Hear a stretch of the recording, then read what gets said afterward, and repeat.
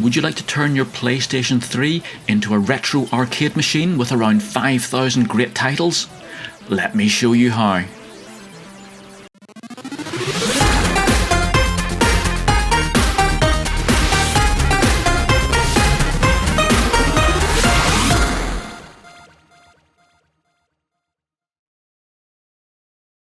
Hi and welcome to Bytes and Bits. The PlayStation 3 is a fantastic retro gaming console, and if you've been following through on some of my other videos, you'll have seen how we can play PlayStation 3 backup files, and PlayStation 2, PlayStation 1 and PlayStation Portable games, all on this one console. In this video we're going to go one step further, and we're going to turn our PlayStation 3 into an arcade machine, and we're going to do that using RetroArch and Mame. So let's get hold of RetroArch, some Mame game ROMs, and get that all installed onto our console. So the RetroArch emulator package is another package that we need to download from our Brewology. So this is a homebrew app.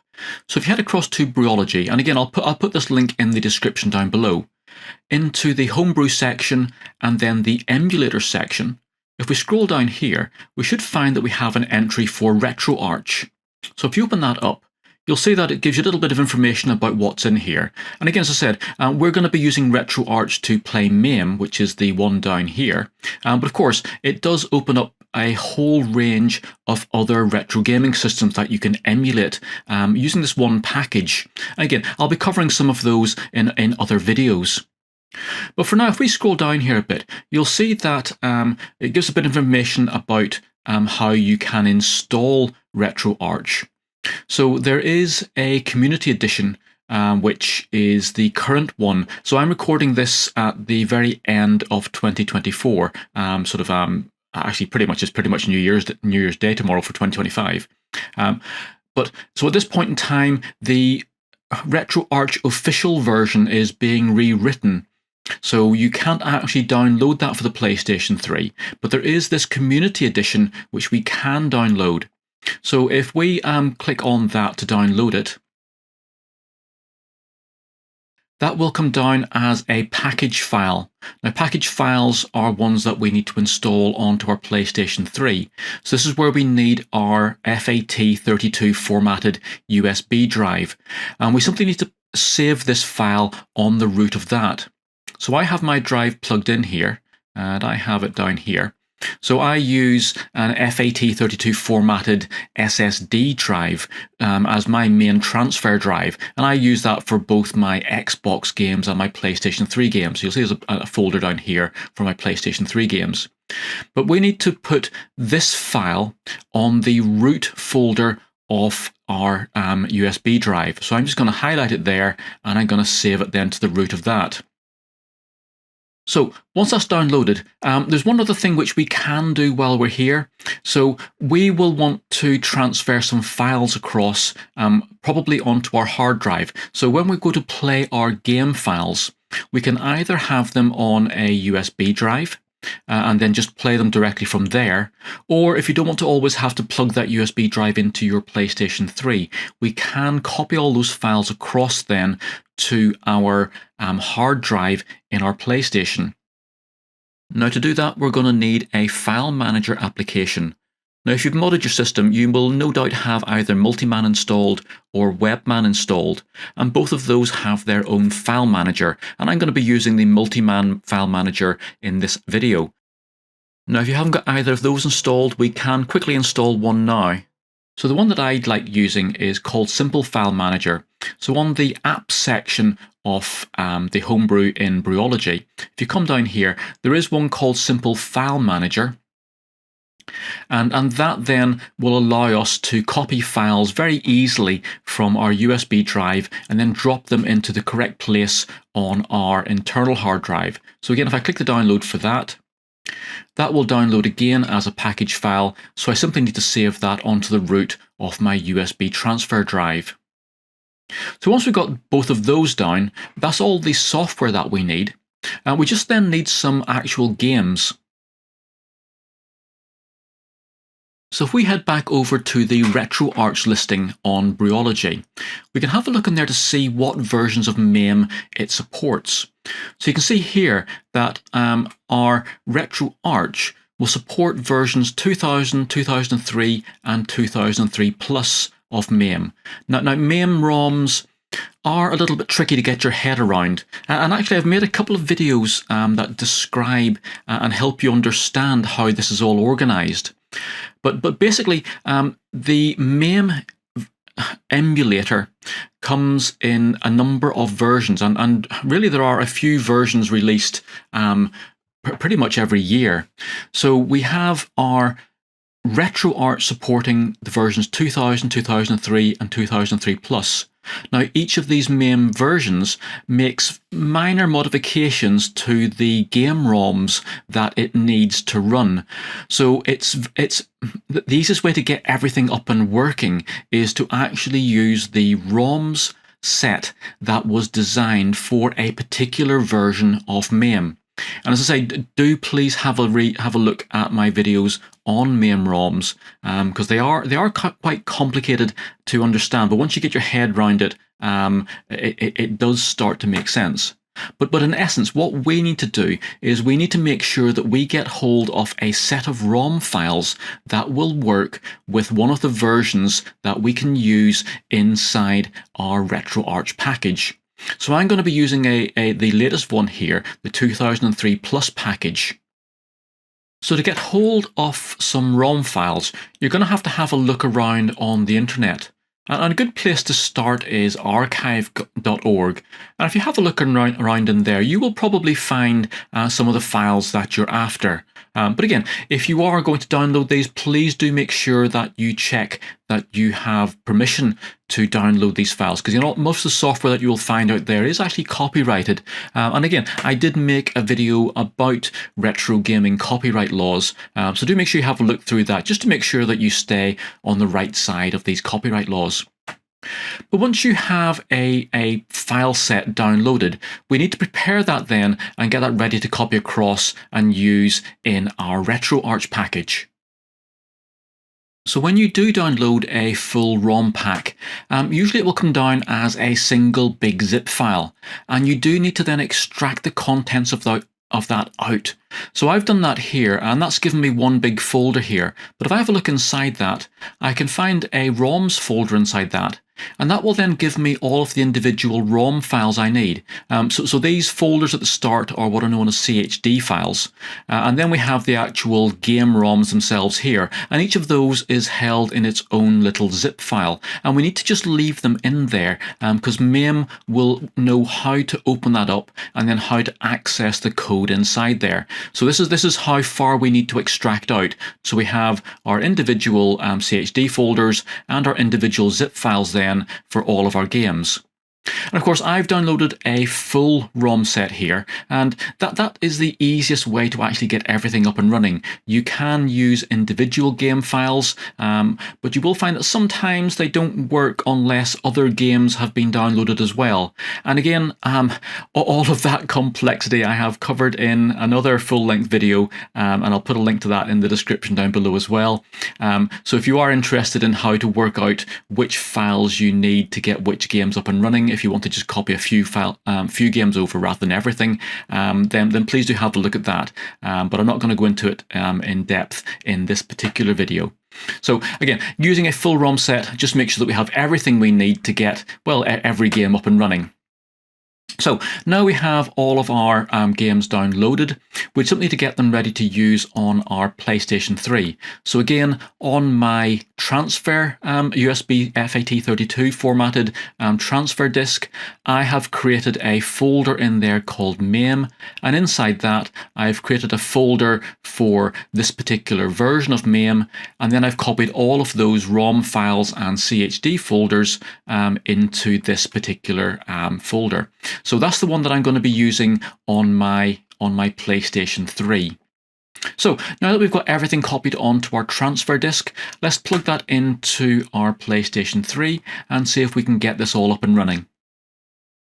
So on the console, the first thing we need to do is to install our apps. So I've plugged my USB transfer drive into my USB port on the PlayStation. So if we come up to our package manager, so as usual then we're going to come down and install package files, and from our standard location. So you should see whatever packages you've downloaded there. So I've downloaded the RetroArch and the Simple File Manager. So let's install RetroArch first by selecting that with the X button.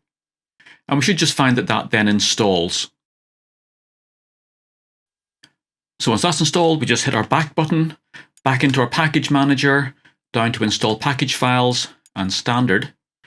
So again, if you want to transfer your Mame game ROMs onto your internal hard drive, then you will need some sort of file manager to do that.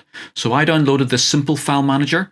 If you have something like Multiman installed or Webman, then there will be a file manager that comes with that. So you don't actually need this.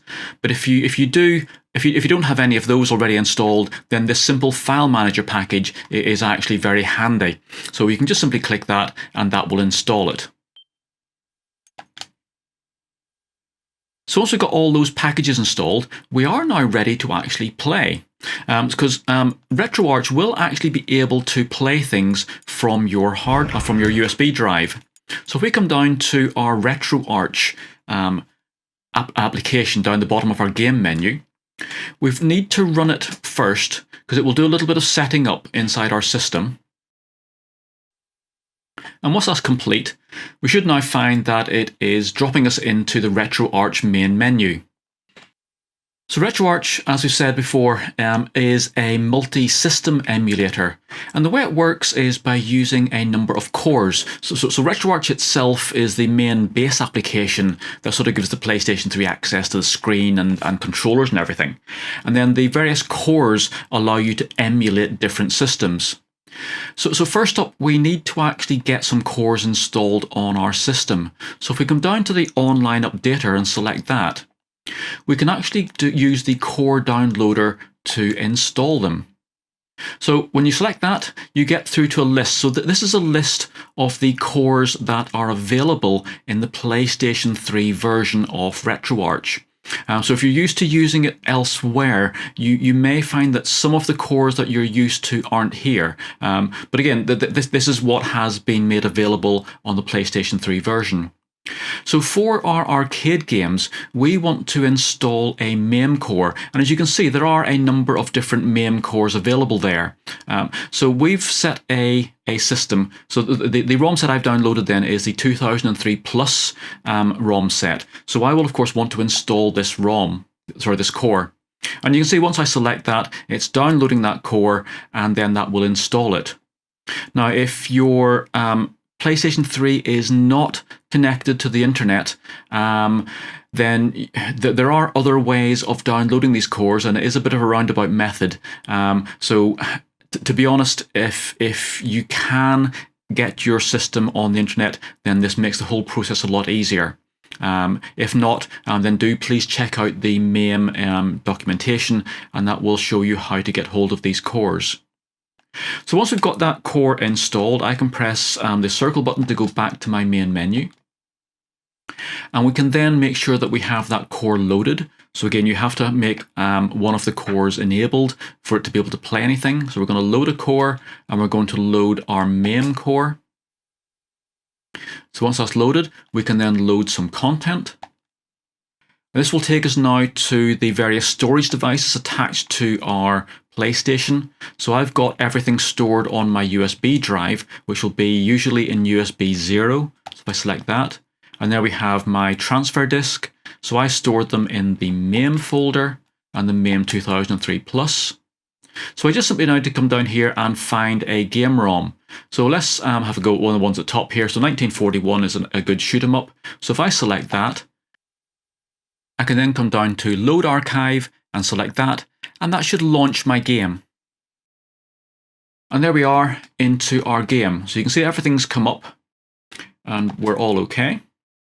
So the way this works then is that you need to, of course, put some money into the machine. And we do that by pressing the select button. So there we have a credit going in, and then we use the start button to play that. And we should now be into our game.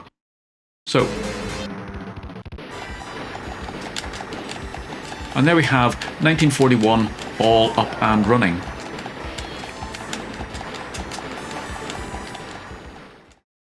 So as you're playing your games, there are a few buttons that you need to be aware of inside RetroArch, and this will work for all games.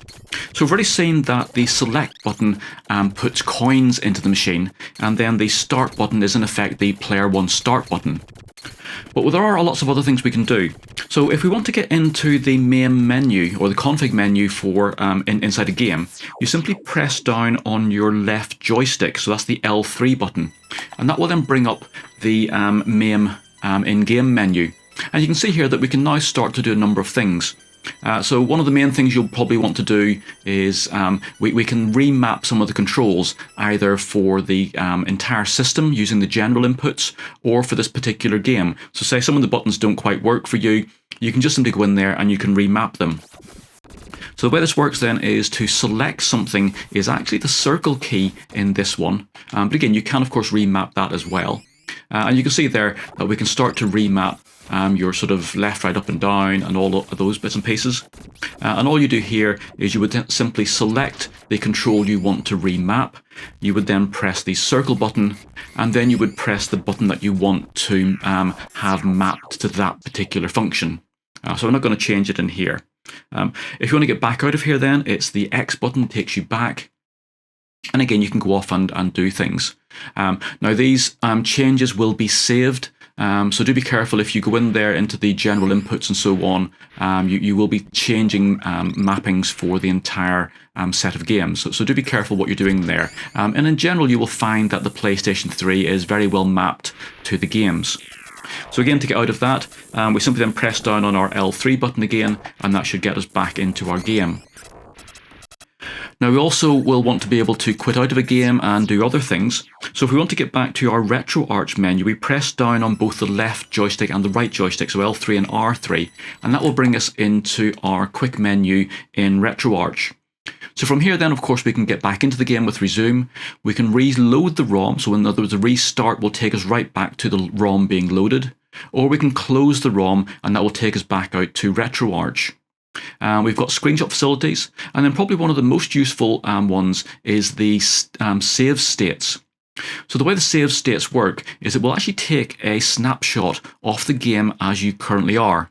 And this is really handy for getting deeper into games.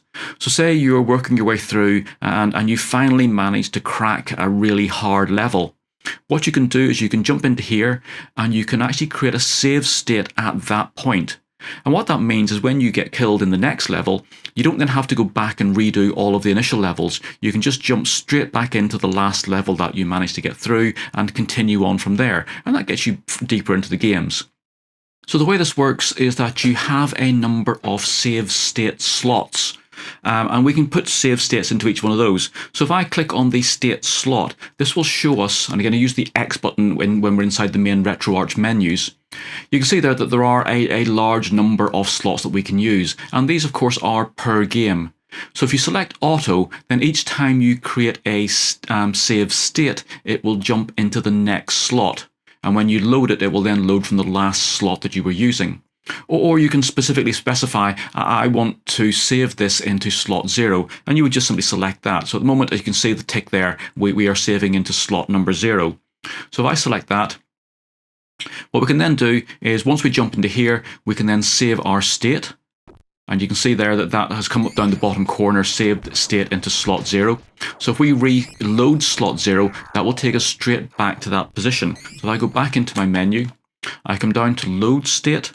So again, we are currently, as you can see from the state slot, we are currently, if you look over at the right hand side, we're currently using slot 0. So when I load state, that will load from slot 0 and take me straight back to where I was when I entered into this save state. So that way you can get further into the games. Also on here, of course, we can then start to come down here and we can add games to our favorites. So by doing that, it saves you having to go through the full sort of menu system. You can simply select the game you want from your favorites. And then there are other options which allow you to change how the game plays on the screen and so on. So there's various other bits and pieces, but I'll leave you to sort of work through some of these yourselves. Of course, from here, we can go back then to the main menu. So to do that, you click on the circle button just to go back again from there, and it takes you back then to the main menu. And again, we can start to go and do other things from there. So let me just come out of this game first of all. So if I go back into the quick menu and then close content, that will take me back now to my main RetroArch. So there we are. So again, inside the main, once you're in the main RetroArch and you haven't got a game running, you can start to alter some of the overall settings for RetroArch. So again, if we go into settings here, again, I'm using the D-pad to navigate around and the X button to select. You can see that we can sort of change the way that our video works, audio, so on. And again, do have a play with these. One of the main things you might find is, of course, that the PlayStation 3 will initially be set up to make sure that every game plays full width on the screen. Now again, a lot of the older games were designed for 4:3 screens, so you can of course come in here and you can come down and alter the scaling. And you can change the aspect ratio for your games to be something different. So again, something for you to have a bit of a play around with yourselves.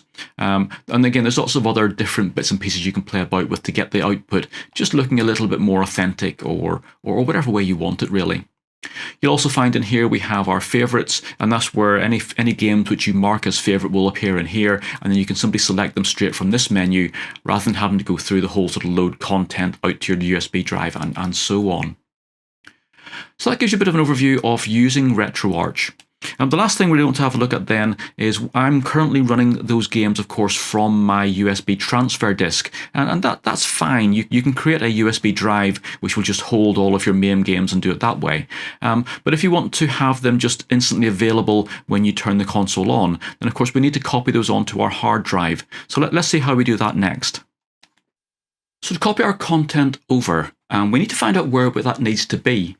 So if I go to my load content option here, and we've got a couple of ones at the top which are sort of shortcuts to set spaces on the hard drive. So if we go to the downloads and go into there, you can see at the moment there's nothing in there, but this is sort of where RetroArch expects downloaded files to be. And if you look across the top of the page there, you'll see it actually tells us where on the hard drive that needs to be. So dev_hdd0 is our internal hard drive. So we're looking for a game folder, and inside that a RetroArch, user_dir, and then downloads. So we want to copy our Mame ROM files into a folder inside that downloads folder. So let's go and do that. So we're doing that. We're going to do that outside of RetroArch. So come back out of here and then come down and quit RetroArch. So back into our XMB, and we're going to need a file manager program to copy these files over. So I'm going to use the file manager that's built into Multiman on mine. But again, you can use any one you want. And as I say, that simple file manager will work as well. So if we start up Multiman, and from the Multiman XMB, if we go across to the very far left, we'll find that there is an option there for file manager and MMOS, and we want to start that. And that brings us into this screen here. So it works very much like sort of your normal sort of desktop. We use the right-hand joystick to move our mouse around, and then the X button to select things. So we have a file manager up at the top here. So if I double click on that, it should open up for me. And what I want to do is I want to go on to my USB drive. I want to find my Mame folder, and then my Mame 2003 plus folder. So if I highlight that, if I then press the circle button, that should bring me up some options. So I can copy that folder. I now want to go across and paste it somewhere. We're going to come back out onto my hard drive. And remember, it was in the game with just the game GAME folder. Then down the bottom of this, so I'm just going to use my D-pad to move down into RetroArch. And then I want to go into my user directory and then into downloads. And this is where I want to paste it. So if I just press my circle button again, I should be able to paste that in there. It's just confirming that that's what I want to do. And let's say yes. So depending on how many files you've got to copy across, that may take some time. But eventually you should find then that you have your Mame folder now sitting in that downloads folder. So if we come back out of here, so if I go into my games, and then quit out of Multiman. And if we now go down to RetroArch, and I have now unplugged my USB drive so that is no longer attached to my system. If I now come down to my load content, I should be able to go across to my downloads. I've now got my Mame folder sitting in there. And if I now come down, I should have a number of games. Oh, and I suppose extra keys which will help you here. The left and right shoulder buttons will actually move you on by one letter. So if I use my right button, I can start moving down the page here, and eventually I can get to some other game. So if I come down here, let's have a look and see if we can get Pac-Man. So let's come down here for that. So if we come down, and we should have Pac-Man sitting in there. So let's launch Pac-Man. And there we have Pac-Man coming up and running. Okay, and again, this is where we have to start now thinking about that screen resolution. So again, we are playing in 16:9 here, where of course this game really needs to be in that 4:3 to make it look a bit better. But we have, of course, the ability now to boot up that game, and we're now playing it directly from the files on our hard drive.